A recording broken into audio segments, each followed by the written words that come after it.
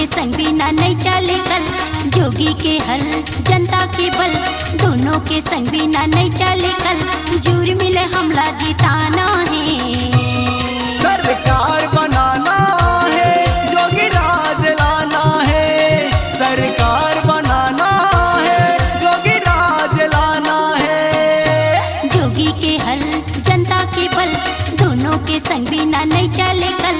जोगी के हल जनता के बल, दोनों के संग बिना नहीं चले कल। जूर मिले हमला जिताना है, सरकार बनाना है, जोगी राज लाना है। सरकार बनाना है, जोगी राज लाना है।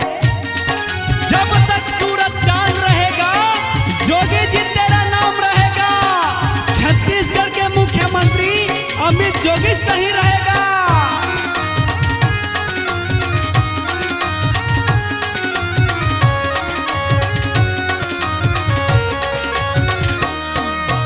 कांग्रेस भाजपा के राज माँ, जनता रोवत है ओकर चाल माँ। जनता रोवत है ओकर चाल माँ, जनता रोवत है ओकर चाल माँ। कांग्रेस भाजपा के दुख है माँ, जनता रोवत है सब भूख है माँ। जनता रोवत है सब भूख है माँ, जनता रोवत है सब भूख है माँ। लबरा सरकार भगाना है और जोगी राज लाना है।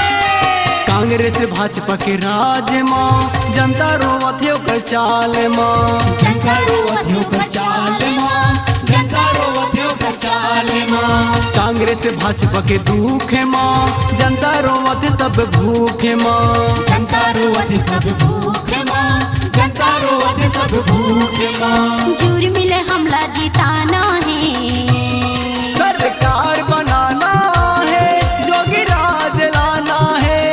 सरकार बनाना है, जोगी राज लाना है।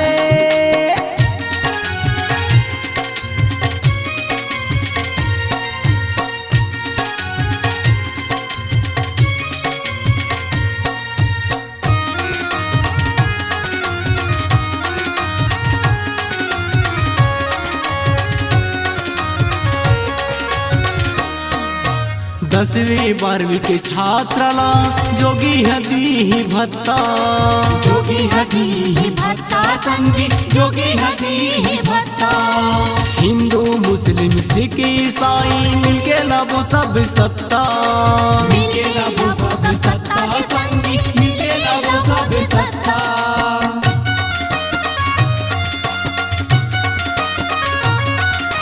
दसवीं बारहवीं के छात्र ला जोगी हदी ही भत्ता। जोगी हदी ही भत्ता संगी, जोगी हदी ही भत्ता। हिंदू मुस्लिम सिख ईसाई मिलके लाभो सब सत्ता।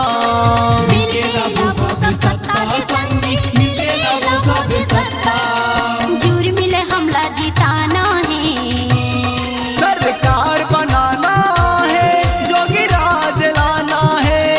सरकार बनाना है, जोगी राज लाना है। जोगी के हल जनता के बल, दोनों के संग बिना नहीं चले कल।